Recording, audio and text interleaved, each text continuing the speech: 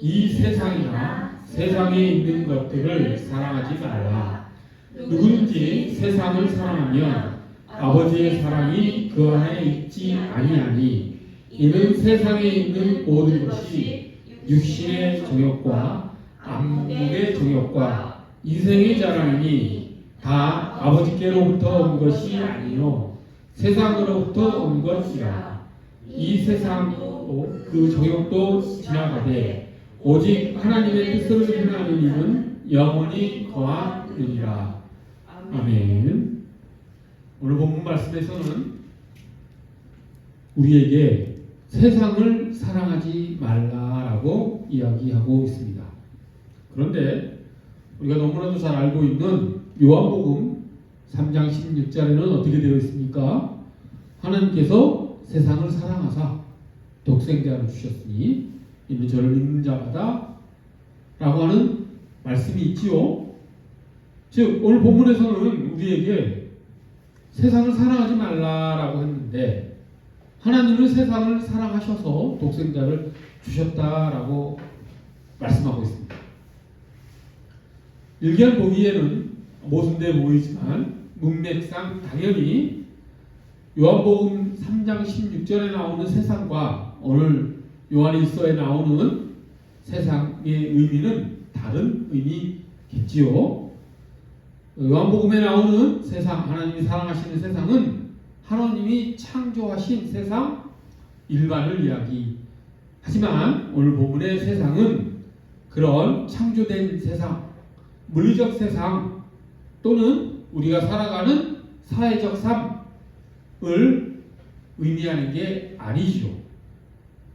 오늘 본문에서 사도 요한이 우리에게 사랑하지 말라라고 하는 세상은 그런 세상이 아니라 하나님을 무시하고 하나님을 배제한 상태에서 사람들이 자기의 뜻과 자기의 욕망, 본능에 따라서 자기 멋대로 살아가는 세상을 말합니다.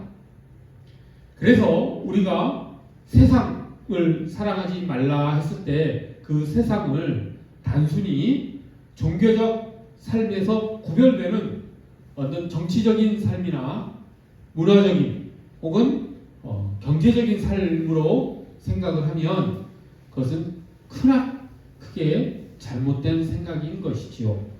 우리가 사랑하지 말아야 될 세상이라고 하는 것은 그런 우리가 살아가는 일상의 삶이 아닌 것이죠. 그렇게 오해를 하면은 자칫 오해를 하면은 세상을 사랑하지 말라고 했으니 결혼도 하지 말아야 되겠다 혹은 직장도 가지지 말아야 되겠다 라고 하는 생각으로 오해할 수가 있겠죠. 좀 우습게 보이는 생각일지 모르지만 실제로 그렇게 생각하고 살아가는 사람들이 있었고 지금도 있을 수 있습니다. 과거 그래서 세상을 사랑하지 말라 했으니 우리는 세상을 떠나 살아야 되겠다라고 생각하는 사람들이 있었지요. 그래서 과거 역사에 나타났던 그런 수도원 운동 같은 것들이 있었지요. 그 세상에서 떠나 한적한 곳으로 가서 사막으로 간다든지 산속으로 간다든지 하는 그런 고립된 삶 속으로 들어가서 세상에서 살지 말아야 되겠다라고 했던 그런 사람들이 있었습니다. 또 지금도 그런 사람들이 있지요. 그래서 기독교인들만 모여서 살아가는 공동체를 이루고 살아가는 사람들도 있습니다. 그래서 현대 문명이 제공하는 것들을 거부하고 오직 농사에만 종사하면서 같은 교회에 다니는 사람들만 모여서 사는 그런 공동체를 이루며 사는 사람들도 있지요. 하지만 그렇게 생각하는 생각들은 고립주의에 빠지게 된 그런 생각들은 본문에서 말하는 세상이 아닌 것이죠. 사도 요한은 하나님께서는 우리에게 그런 세상을 우리가 살아가라고 말씀하신 것이 아닌 것이라고 하는 것입니다. 또 현대인들은 세상을 사랑하지 말라라고 하는 이 말씀을 또 어떻게 오용을 하냐면 세상을 사랑하지 말라라고 하는 것이 무엇인지 그래도 알기 때문에 세상을 사랑하지 말라라고 하는 것은 하나님을 배제하고 무시한 상태에서 자기 욕망과 본능과 뜻에 따라 살아가는 그런 것을 의미하는구나. 나도 그렇게 살아야 되겠다 라고 잘 받아들였지만 그 세상을 사랑하는 그 범위를 대단히 좁혀버립니다. 그래서 세상을 사랑하지 않는 행위를 되게 축소시켜버리는 것이죠. 그래서 담배를 피지 않고 술을 마시지 않고 세상 노래를 듣지 않고 댄스 파티에 가지 않고 클럽에 가지 않고 하는 정도의 세상적인 일을 내가 하지 않으면 나는 성경에서 말하는 세상을 사랑하지 말라라고 하는 이 말씀을 지키고 살아가는 것이다 라고 생각을 하면서 실제로는 세상과 타협하며 살아가는 자기의 삶을 바라보지 못하고 자기를 점검하지 못하고 세상을 사랑하며 살아가는 경우가 많다라고 하는 것이죠. 세상을 사랑하는 것이 무엇이라고 했습니까? 하나님의 뜻에 따른 삶을 사는 것이 아니라 사람의 뜻, 자기의 뜻, 욕망을 우선시하며 살아가는 삶을 세상을 사랑하는 삶이라고 하지 않았습니까? 그렇다고 한다면 우리는 예수 그리스도를 다시 만나는 그날까지 내가 행여나 혹시나 그런 세상을 사랑하는 삶 속에 빠져 있는 것은 아닌지 늘상 점검하며 기도하며 회개하며 살아가야 될 터인데 그렇게 세상을 사랑하는 범위를 축소시켜버리고 자기를 정당화하면서 살아간다면 자기 검증의 기회는 사라져버리고 말 것입니다. 때문에 오늘 본문에서 말하는 세상을 사랑하지 말라라고 하는 그 세상의 범위를 우리가 잘 묵상하면서 잘 점검하면서 우리의 삶이 진정 하나님 뜻에 맞게 살아가도록 우리가 신실하게 하나님의 자녀로서 그렇게 살아가야 될 줄로 믿습니다. 그렇다고 한다면 세상을 살아가는 삶이 나타내는 그런 삶의 특성은 어떤 것인가 라고 하는 것을 우리가 좀 살펴볼 필요가 있겠지요. 그에 대해서 오늘 본문에서 이야기하고 있습니다. 오늘 본문에서는 세상을 살아가는 삶의 특성 세 가지를 이야기하고 있지요. 세 가지가 육신의 정욕, 안목의 정욕, 그리고 이생의 자랑 이렇게 말씀하고 있습니다. 세상을 사랑하는 삶의 특성이 육신의 정욕, 안목의 정욕, 그리고 이생의 자랑이다라고 지금 사도 요한이 선포하고 있는 것이죠. 일찍이 이 세 가지 이 세상적인 특성은 아담과 하와가 타락하게 되는 그런 특성이기도 합니다. 우리 창세기를 보면 하와가 그 선악과를 바라볼 때 어떤 마음이 들었습니까? 그 열매가 먹음직하고 보암직하고 지혜롭게 할 만큼 탐스럽다라고 하지 않았습니까? 오늘 본문 말씀과 일치하는 그런 특성을 하와가 그 열매에서 발견한 것이고 그 특성에 하와가 져버린 것이죠. 그 특성에 빠져버리고 타락하게 된 것이라고 하는 것입니다. 이처럼 육신의 정욕, 안목의 정욕, 그리고 이생의 자랑은 세상이 우리를 유혹하는, 우리를 끌어들이는 그런 강력한 그런 정욕이 된다라고 하는 것이지요. 그래서 이 세 가지 속성에 대해서 또 살펴보도록 하겠습니다. 먼저 정욕이라는 단어부터 정리하기를 원합니다.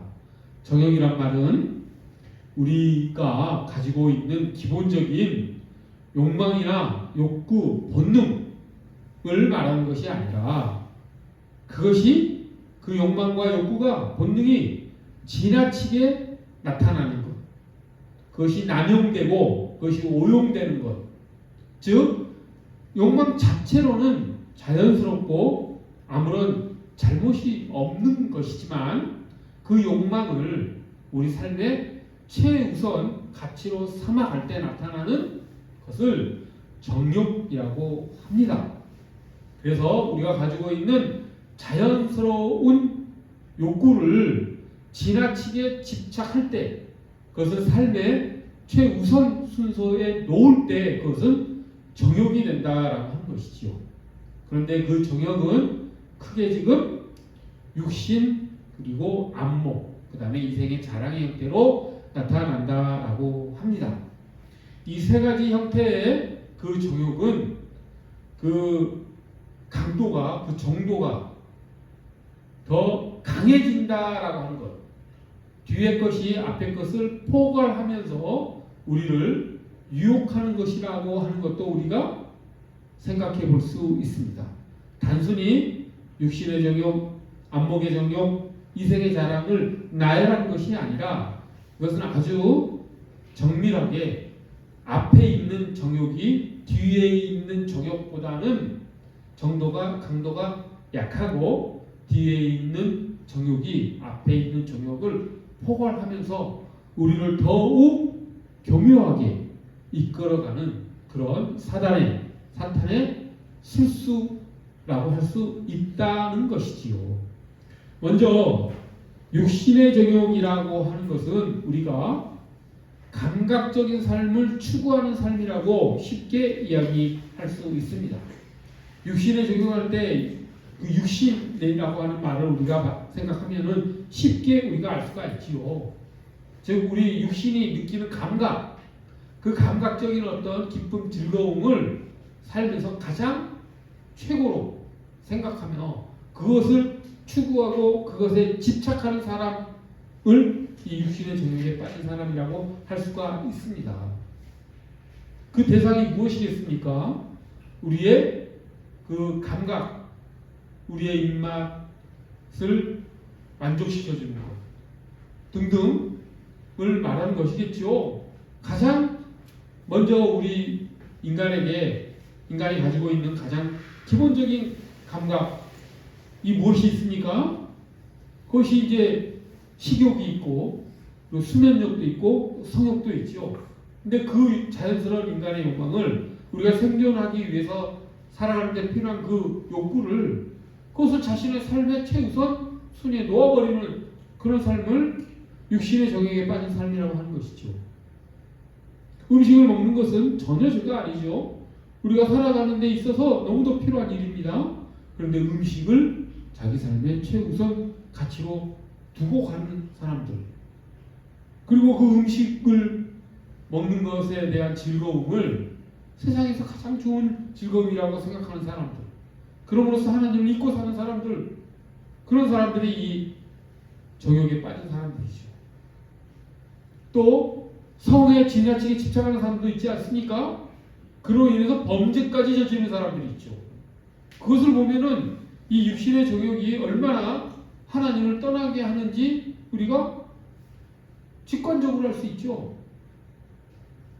요즘 그런 사건 많이 일어나고 있지 않습니까? 혼자 사는 여자를 따라 들어가서 성폭행하려고 하는 그런 범죄자들이 있지 않습니까? 그 범죄자들의 마음을 들여다보십시오. 그 사람은 자기의 그 욕망을 반드시 이루어야 되겠다라고 하는 생각으로 그 행동을 하는 그 순간 그 마음속에는 하나님은 아예 존재하지 않게 되죠. 하나님을 무시하고 자기의 그 기본적인 욕망을 충족시키기 위해서 그 행동을 하는 것이지 않겠습니까? 그러니 이 육신의 정욕이 얼마만큼 우리를 하나님으로부터 떨어지게 하는지 하는 것을 우리가 알 수가 있죠. 그래서 오늘 본문에서 어떻게 말하고 있습니까? 세상을 사랑하면 아버지의 사랑이 그 안에 있지 아니하니, 이렇게 되어 있지 않습니까? 그 성폭행범의 마음을 생각해 보십시오. 육신의 정욕이라고 하는 세상을 사랑함으로써 하나님의 사랑이 그 범죄자의 마음속에 있을 수 있겠습니까? 그것이 극단적으로 나타나는 경우가 그런 범죄자의 행위이겠지만 그것이 우리 삶 속에서도 우리가 지나치게 육신의 정욕에 빠져 있을 때는 얼마든지 나타날 수 있다라고 하는 것이죠. 우리가 음식에 대해서 너무 지나치게 집착하는 것도 그럴 수 있는 행동인 것이죠. 잠을 너무 지나치게 자는 것, 게으른 삶에도 그런 육신의 정욕에 빠진 모습이 나타날 수 있다라고 하는 것입니다. 그리고 그 다음에 나타나는 안목의 정욕은 또 어떤 삶을 말합니까? 그것은 보이는 것이 최고이다 라고 생각하며 살아가는 삶이죠. 세상은 보이는 것이 다다. 그리고 우리가 실제로 우리가 본다라고 생각하지만 실은 세상이 우리에게 보게 하는 것들을 우리가 보고 살아갑니다. 우리 눈에 보이는 것들이 실상은 우리가 원해서 보는 것이 아니라 세상이 우리에게 보게 하는 것을 보면서 우리가 그것을 갖고 싶다. 그것을 우리가 소유하고 싶다라고 하는 생각을 하면서 살아가게 된다라고 하는 것이죠. 그것이 오늘날 현대 자본주의 사회에서 무섭게 나타납니다. 광고의 형태로 나타나죠. 그것이 사탄이 우리에게 주는 우리 사회 체제를 통해서 우리에게 가스라이팅하는 그런 사회 현상이지 않습니까? 우리의 욕망 자체가 이런 사회적인 어떤 구조 위에서 길들여져 버렸다라고 하는 것이죠. 그리고 그 세상 속에 그냥 아무 생각 없이 빠져들어가는 삶. 그 어떤 삶입니까? 그 멋을, 외모를, 외관을, 눈에 보이는 것을 내가 남한테 어떻게 평가받느냐를 삶의 최우선 과제로 생각하며 사는 것이죠. 그래서 자기가 외모가 멋지고 옷을 멋지게 입고 차를 좋은 것을 타고 다니고 돈을 많이 벌고 좋은 대학을 다니고 연봉이 높고 직장이 좋고 라고 하는 것들을 가지고 내가 세상에 평가받고 싶어하는 그런 욕망들, 그런 것이 안목의 종역에 빠진 삶이라고 하는 것이죠. 그것은 분명히 내가 진정으로 원하는 것이 아닙니다. 그런 것 없어도 얼마든지 우리는 살 수 있는데 세상이 우리에게 요구하는 것들이지요. 우리가 중고등학교 때 어떻게 교육받았습니까? 좋은 대학 가야 된다. 그런 교육받고 살지 않았습니까? 어떻게든지 경쟁에 이기해서 좋은 점수를 받아서 좋은 사회적 지위를 얻기 위해서 이겨야 된다 라고 하는 그런 사회에서 요구하는 그 뒤에는 사탄이 우리를 가스라이팅하는 그런 교묘한 술수가 숨어 있는데 우리는 그것을 거절하지 못하고 그 술수에 빠져서 내가 그렇게 살아가는 것이 정말 최고의 삶이다. 그것이 성공하는 삶이다. 라고 하며 살아가는 그 삶이 안목의 정욕 속에 빠져 들어가는 삶이라고 하는 것이죠. 우리가 단호히 그것을 거절할 줄 알고 진짜 가치 있는 것을 추구하며 살아가는, 즉 하나님께서 우리에게 보여주시는 그런 세상 속에서 우리가 살아가는 것이 진정 우리 마음속에 욕구가 소원이 되어야 된다라고 하는 것이죠. 하나님께서 그것을 위해서 우리에게 보여주신 것이 무엇입니까? 세상은 우리에게 그런 것들, 출신, 배경, 부요함, 지위, 성공 이런 것들을 볼 것을 요구하지만 하나님께서는 우리에게 무엇을 볼 것을 요구합니까? 우리에게 하나님께서는 예수 그리스도를 바라보기를 원하십니다. 그리고 그 예수 그리스도께서 사셨던 그 삶 속에서 진정 우리가 추구해야 될 삶의 모습을 우리가 바라보고 그것을 따라가기를 원하시는 것이죠.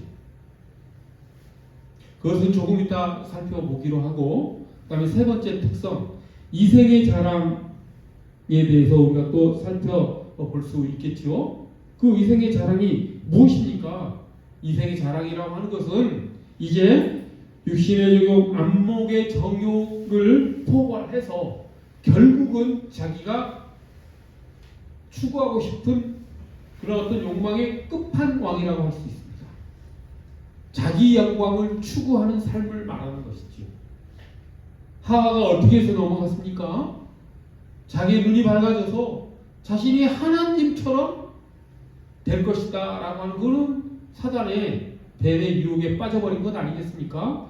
이생의 자랑이라는 것이 그런 것이죠. 자기가 가지고 있었던 그 모든 그런 자산들을 자기의 영광을 위해서 사용하면서 살고 싶고 하는 마음, 그것을 한 단어로는 교만이라고 이야기할 수 있지요. 사단이 우리에게 가장 요구하는 것은 무엇이냐면 이 교만한 마음을 갖도록 하는 것입니다. 이 사단은 이 교만한 마음을 우리 마음에 심어주기 위해서 우리에게 그 어떤 것도 다 제공할 수 있는 존재가 사탄이지요. 그래서 이제 교만의 죄를 짓게 하기 위해서 사탄은 우리에게 다른 좋은 것들을, 즉 용기라고 하는 덕목을, 정직이라고 하는 덕목을, 이런 것들을 우리에게 얼마든지 제공해 줄 수도 있습니다. 정직하지만 교만한 사람은 그것은 엄청난 죄를 짓게 되는 것이죠. 용기가 있지만 교만한 사람은 하나님보다 자기를 더 높이 생각하며 파멸할 위험에 빠지게 되는 것이죠. 우리 사탄이 어떻게 사탄이 되었습니까? 사탄은 천사장이었죠. 천사 중에서 가장 탁월한 그런 존재이지 않았습니까? 그런데 그 사탄이 왜 그렇게 파멸된 존재로 바뀌었습니까? 자기 자신이 가지고 있는 그런 장점들, 하나님을 높였던 그 달란트들을 하나님보다 더 높이 생각하는 교만한 마음 때문에 그렇게 되지 않았습니까? 그런 것들을 생각해 봤을 때 이 이생의 자랑이라고 하는 이 정욕은 우리를 궁극적으로 파멸시키는 그런 정욕이구나라고 하는 것을 알 수가 있지요. 때문에 우리가 이 이생의 자랑을 물리칠 수 있는 가장 강력한 무기는 모두에 말씀드렸지만 예수 그리스도의 삶 속에서 발견해낼 수 있습니다. 그것이 무엇입니까? 겸손한 삶을 우리가 예수 그리스도의 삶 속에서 발견해야 한다라고 하는 것이죠. 예수 그리스도의 삶을 바라보십시오. 예수 그리스도의 삶 속에서 그 어디에 육신의 정욕, 안목의 정욕, 그리고 이생의 자랑의 모습이 단 하나라도 보입니까? 전혀 보이지 않죠. 생각해 보십시오. 예수 그리스도께서 어떻게 생겼는지 아는 사람이 지구상에 단 한 명이라도 있습니까? 성경에 그런 묘사가 단 한 줄이라도 있습니까? 예수님이 피부색이 무엇이었는지, 예수님의 눈이 컸는지 작았는지, 코가 높았는지 낮았는지, 키가 컸는지 작았는지에 대해 성경에서 말하고 있습니까? 전혀 말하고 있지 않습니다. 하나님이나 예수님께서는 그런 보여지는 것, 외모에 대해서, 안목의 정욕에 대해서 전혀 신경 쓰지 않는 분이셨다라고 하는 것이죠. 또 예수 그리스도께서는 이생의 자랑거리를 이 세상에 가지고 오셨습니까? 아무것도 가지고 오지 않으셨죠. 세상에서 가장 약한 민족, 로마 제국의 압제 아래, 식민지 아래에 있었던 그런 민족, 너무도 연약해서 다른 제국의 식민지가 될 수밖에 없던 그런 민족에, 그것도 궁벽한 시골 마을에서 예수님께서는 태어나고 또 자라지 않으셨습니까? 태어나서 누일 곳이 없어서 만 9위에 누우시지 않았습니까? 나중에는 나사렛이라고 하는 그 당시 이스라엘 사람들은 다 무시하는 그런 아주 구석진 그런 마을에서 자라지 않으셨습니까? 아버지의 직업은 당시 천대받던 목수였습니다. 예수님도 30살까지는 목수 일을 하며 사셨습니다. 자랑할 것이 무엇이 있습니까? 갈릴리 촌구석 나사렛에 목수를 하는 한 사람, 이 당시 사회에서 어떤 대접을 받았겠습니까? 아무런 자랑거리가 없는 그런 삶을 사셨죠. 우리는 그를 통해서 예수께서 얼마나 겸손하신 분인지를 우리가 알 수가 있습니다. 예수님께서 우리에게 주신 가르침을 보더라도 우리가 알 수 있죠. 예수님 누가 복이 있다고 했습니까? 세상에 높은 사람들, 성공한 사람들, 돈이 많이 번 사람들, 사회적 지위가 높은 사람이 복이 있다고 예수님께서 단 한 번이라고 말씀하신 적이 있습니까? 예수께서는 심령이 가난한 자가 복이 있다라고 말씀하셨습니다. 의에 줄이고 목마른 자가 복이 있다라고 말씀하셨죠. 예수 그리스도께서는 자신이 섬김을 받으러 온 것이 아니고 섬기러 오셨다라고 말씀하셨습니다. 그렇게 예수님이 우리에게 보여주시는 그런 삶의 모습은 세상이 지금 우리에게 요구하는 모습과는 완전히 다른 모습이지요. 이것을 우리가 생각을 했을 때 사도 요한이 우리에게 말한 너희는 세상을 사랑하지 말라라고 하는 이 말씀이 얼마나 우리 그리스도인들의 삶 가운데 하나님의 자녀인 우리의 삶 가운데 중요한 것인지 우리가 우리 마음속 깊이 새기기를 간절히 원합니다.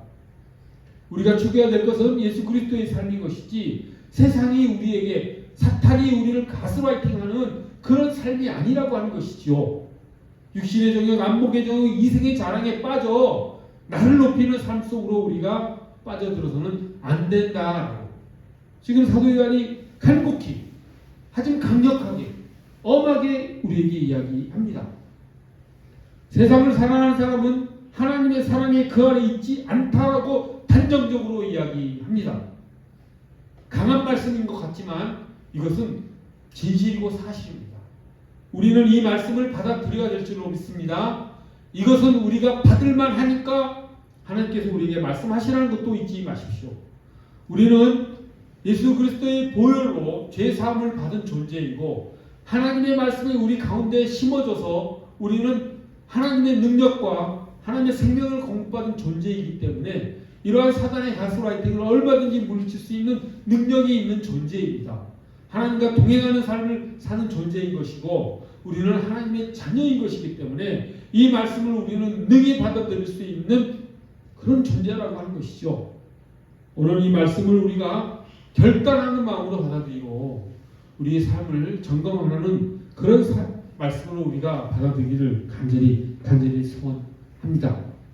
세상을 사랑하면 하나님의 사랑이 그 안에 있지 않다라고 하는 이 말씀이 우리의 삶을 점검해 나가고 우리가 진실되이 하나님의 자녀로서 살아가는 그런 이정표가 되는 나침반이 되는 그런 삶의 중요한 말씀이 되기를 또한 간절히 바랍니다. 기도하겠습니다. 거룩하고 자비로우신 하나님 아버지, 사단이 우리에게 요구하는 그 가스라이팅에 저희가 속지 않도록 저를 인도하여 주시옵소서. 하나님께서 주시는 생명과 능력을 저희가 공급받아 능히 그 사단의 괴계를 물리칠 수 있는 우리가 되어줄 수 있도록 육신의 정욕과 안목의 정욕, 이생의 자랑을 제가 능히 물리칠 수 있도록 예수 그리스도의 삶과 사역을 통해서 우리가 진실한 삶을 살아갈 수 있도록 예수 그리스도의 삶을 우리가 따라 살아가는 순종하며 나아가는 우리가 될 수 있도록 주님 저희를 인도하여 주시옵소서. 감사드리오며 귀하신 예수 그리스도의 이름 받들어 기도드립니다.